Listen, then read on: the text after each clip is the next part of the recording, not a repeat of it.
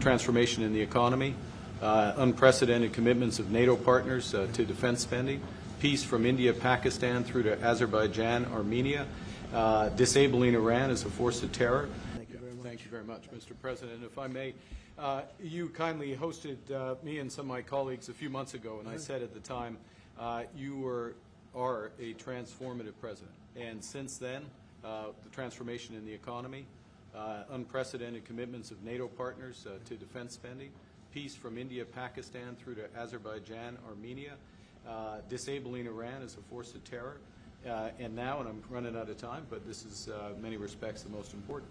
The what merger you created of Canada no, and the what United you States. I'm only kidding. That wasn't where I was going. On this solemn day of commemoration of the horrific attacks of October 7th, for the first time in decades, hundreds of years, thousands of years, this prospect of peace that you've made possible. Canada stands foursquare behind those efforts, and we'll do whatever we can to support Very that. nice. Yeah. Thank you very much. Any questions? What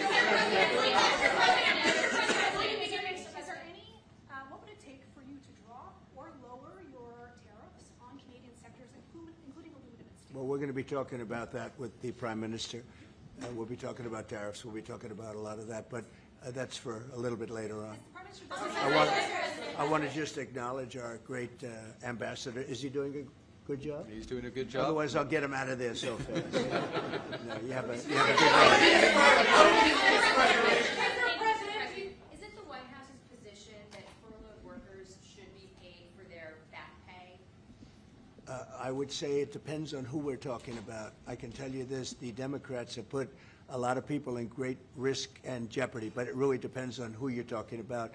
But for the most part, we're going to take care of our people. There are some people that really don't deserve to be taken care of, and we'll take care of them in a different way. Okay? Thank you. Mr. President, in your opinion, why has Canada and the United States failed to reach an agreement up until now? Well, it's a complicated agreement, more complicated maybe than any other agreement we have on trade, because, you know, we have natural conflict. We also have mutual love. You know, we have great love for each other. I love this. I love Canada and the people of Canada, and Mark feels the same way about here. The problem we have is that they want a car company and I want a car company, meaning the U.S. wants a car company, and they want steel and we want steel. And, you know, so in other countries they're very far away, and there's no problem. You can compete and you can do. We don't like to compete because we sort of hurt each other when we compete, and so we have a natural conflict. It's a natural business conflict. Nothing wrong with it, and I think we've come a long way over the last few months, actually, in terms of that relationship. So when it comes to trade, the United States was always giving everything. They gave everything to Canada. They would, you know, let car companies leave here and go to Canada. But that hurts the United States. And, you know, other presidents didn't see that. They weren't business-oriented. They might have been good politicians in some cases, not in all cases. They were bad at both. But it's a very natural conflict, and it's something that we're working on.